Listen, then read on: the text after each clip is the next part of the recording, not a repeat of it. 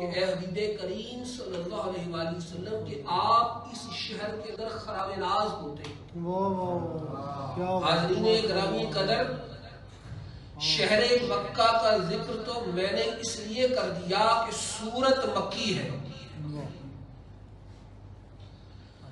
اس لیے کر دیا کہ سورت مکی ہے۔ جب سورت مکی ہے تو معنی یہ سمجھ میں آتا ہے کہ شاید اس لیے چونکہ مکہ میں نازل ہوئی، ہجرت سے قبل نازل ہوئی، تو اللہ رب العزت نے اس شہر کی قسم کھائی ہے۔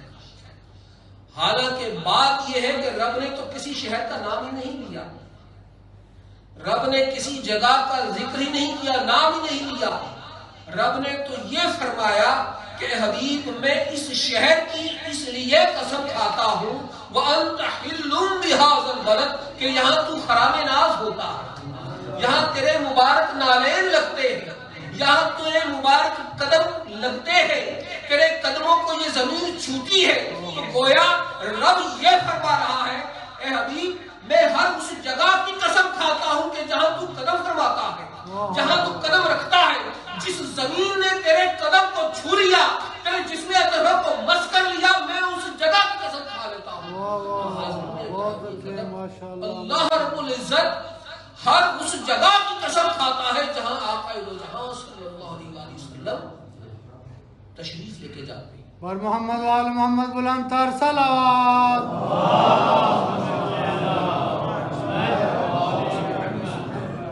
ماشاءاللہ۔ حاضرین گرامی قدر، اس کے بعد پھر رب یہ فرماتا ہے وَوَالِدٍ وَمَا وَلَدَ اور میں قسم کھاتا ہوں کس کی؟ والد کی۔ بسم اللہ۔ کس کے والد کی؟ رب نے یہاں بھی ذکر نہیں کیا، نام نہیں لیا۔ قابل غور بات یہ ہے کہ رب نام نہیں لے رہا۔ یہ سورت آقا کی شان بیان کر رہی ہے لیکن پوری سورت میں حضور کا نام نہیں لیا۔ رب فرماتا ہے وَوَالِدٍ وَمَا وَلَدَ اور اس والد کی قسم جو تیرا ہے۔ گویا آقا دو جہاں علیہ الصلوۃ والتسلیم کی نسل پاک میں حضور کے جتنے والدین آئے سب کی رب قسم کھا رہا کہ حبیب میں سب کی قسم کھاتا ہوں، اور رب اس شہر کی قسم کھاتا ہے جو طاہر اور مطہر ہوتی ہے، جو پاک ہوتی ہے، جو اس قابل ہوتی ہے، جو اس عظیم الشان رفعت والی ہوتی ہے کہ جس کی قسم کھائی جا سکے، اس لیے رب ان کی قسمیں کھاتا ہے۔ رب نے پورے قرآن میں حضور کی بڑی قسمیں کھائی ہیں، نام نہیں لیا۔ آقا علیہ الصلوۃ والتسلیم کا نام نہیں لیا۔ فرماتا ہے وَوَالِدٍ وَمَا وَلَدَ اور جو پیدا ہوا، والدین کی قسم، اور پھر آئے حبیب کریم صلی اللہ علیہ وآلہ وسلم آپ کی قسم کہ آپ پیدا ہوئے، جو پیدا ہوا، کیونکہ ذکر حضور کا چل رہا ہے تو اس لیے ولد سے مراد وہی ولد ہے جو پیدا ہوا ہے۔ وَأَنْتَ حِلٌّ بِهَذَا الْبَلَدِ وَوَالِدٍ وَمَا وَلَدَ کہ حبیب آپ کی قسم، آپ کے والدین کی قسم کیونکہ آپ پیدا ہوئے۔ حاضرین گرامی قدر، یہ بات ذہن میں رکھ لیں کہ سورہ اخلاص کی روشنی میں کہ رب کی شان لم یلد ولم یولد کی ہے۔ جب رب کسی کے میلاد کا ذکر کرتا ہے تو در حقیقت اپنی توحید کی دلیل دے رہا ہے کہ جس ذات کی میں قسم کھا رہا ہوں وہ پیدا ہونے والا کون ہے؟ بولے میرے ساتھ، وہ پیدا ہونے والا کون ہے؟ وہ پیدا ہو چکا ہے یا پیدا ہونے والا ہے؟ پیدا ہو گیا۔ حضور کی قسم کھائی، حضور تو پیدا ہو چکے، جو پیدا ہوا ان کے والد بھی ہیں، پھر آگے ان کی اولاد بھی ہے۔ اور رب کی شان کیا ہے کہ نہ تو اس کا کوئی باپ ہے اور نہ اس کا کوئی بیٹا ہے، وہ تنہا اور یکتا ہے۔ حاضرین گرامی قدر، جو پیدا ہوتا ہے اسے پھر موت بھی آتی ہے۔ اللہ پاک فرماتا ہے بسم اللہ الرحمن الرحیم کل نفس ذائقۃ الموت کہ ہر ذی نفس نے موت کا ذائقہ چکھنا ہے، کیونکہ جو پیدا ہوا ہے اس کو موت بھی آنی، اس میں فنا بھی ہونا ہے۔ کل من علیہا فان ویبقى وجہ ربک ذو الجلال والاکرام۔ ہر شے نے فنا ہونا ہے، باقی فقط رب کی ذات رہ جائے گی، اللہ کی ذات رہ جائے گی۔ حاضرین گرامی قدر، آقا علیہ الصلوۃ والتسلیم کی پیدائش کا ذکر کیا، اور پھر قرآن مجید فرقان حمید میں سورہ آل عمران کی آیت 144 کے اندر اللہ رب العزت آقا علیہ الصلوۃ والتسلیم کے وصال کا بھی ذکر کرتا ہے، حضور کی موت کا بھی ذکر کرتا ہے۔ وہ فرماتا ہے بسم اللہ الرحمن الرحیم وما محمد الا رسول، اللهم صل على محمد۔ نہیں ہے کچھ اور مگر اللہ کے رسول ہیں، قد خلت من قبلہ الرسل، اور آپ سے پہلے بھی کئی رسول ہو گزرے ہیں۔ افإن مات، اگر وہ فوت ہو جائیں، اگر وہ فوت ہو جائیں، او قتل انقلبتم، او قتل، یا وہ شہید کر دیے جائیں، انقلبتم، کیا تم پھر جاؤ گے، علی اعقابکم، اپنی ایڑیوں پر واپس پلٹ جاؤ گے؟ اگر محمد صلی اللہ علیہ وسلم یہاں حضور کا نام لیا، یہاں حضور کا نام لیا، حاضرین اکرامی قدر، اللہ رب العزت نے قرآن مجید فرقان حمید میں 4 بار حضور کا اسم پاک اسم محمد صلی اللہ علیہ وسلم لیا، اور 1 بار اسم احمد لیا ہے صلی اللہ علیہ وسلم، اور وہاں لیا جہاں نام لینے کی اشد ضرورت تھی، جہاں حضور کی رسالت کا بیان کرنا ہے، لوگوں پر واضح ہو جائے کہ میرا حبیب تمہارے اندر اللہ کا رسول ہے، کسی کے پاس حجت نہ رہے کہ حضور کا تو چونکہ نام نہیں لیتا رب، تو حضور کا نام نہیں لیا تو کیا پتا یہ آقا علیہ الصلوۃ والتسلیم کا ہی ذکر ہو رہا ہے یا کسی اور کا۔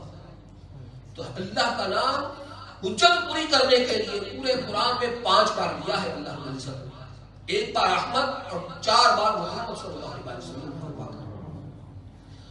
حاضرین اکرامی قدر، یہ بات طے تھی کہ آقا علیہ الصلوۃ والتسلیم نے جب وہ پیدا ہوئے ہیں تو پھر دنیا سے بھی جانا ہے، کہ ہر پیدا ہونے والی شے دنیا سے ہمیشہ وہ جاتی ہی ہے، کسی نہ کسی وقت اپنی زندگی پوری کرتی ہے، عمر پوری کرتی ہے، اور پھر اس نے دنیا سے اوپر سے دنیا کی من و مٹی کے نیچے بھی اس نے جانا ہوتا ہے۔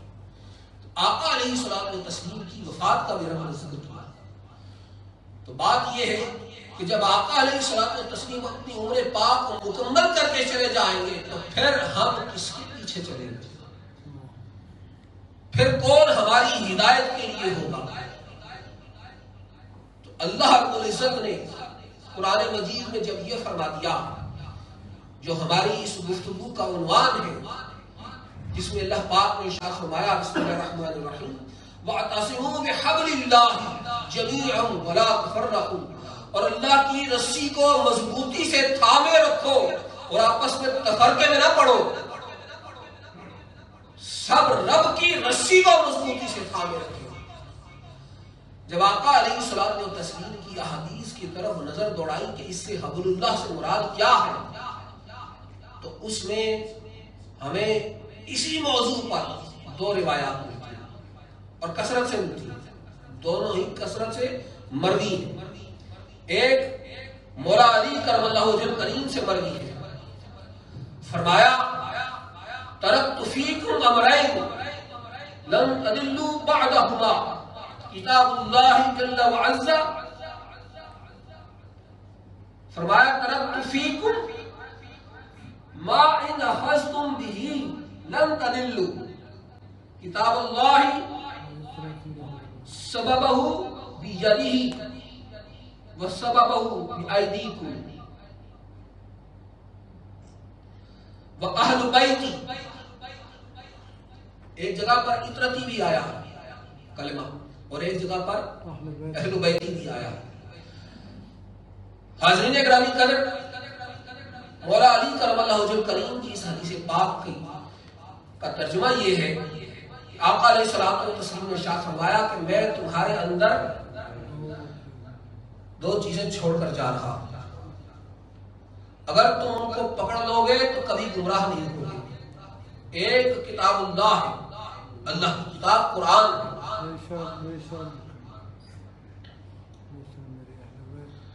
اور دوسری میری اہل بیت.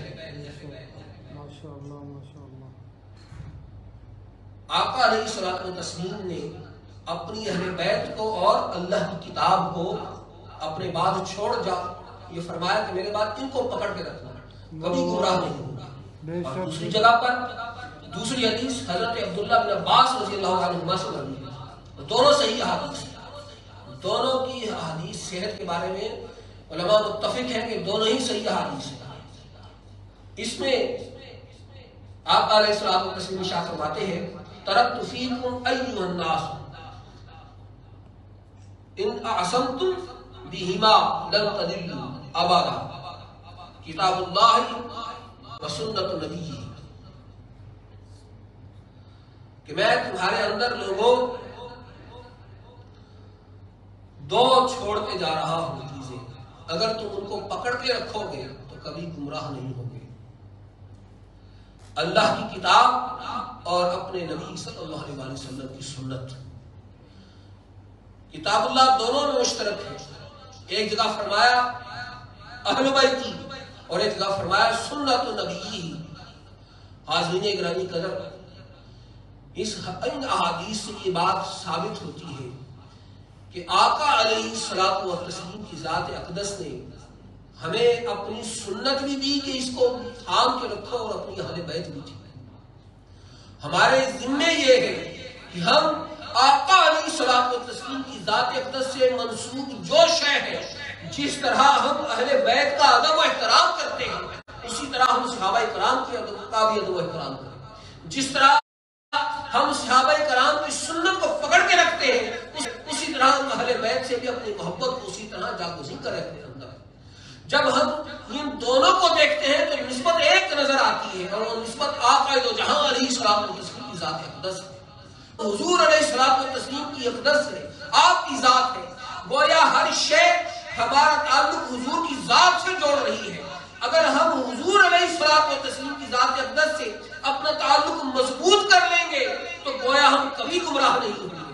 تو حبل اللہ سے مراد بعض مفسرین یہ بھی لیتے ہیں کہ مراد آقا دو جہاں علیہ الصلوۃ والتسلیم کی ذات اقدس ہے، کہ اگر ہمیں ہر شے حضور سے ملی، قرآن ملا تو حضور سے ملا، اہل بیت ملی تو حضور سے ملے، ہمیں صحابہ ملے تو وہ بھی حضور کی برکت سے ملے.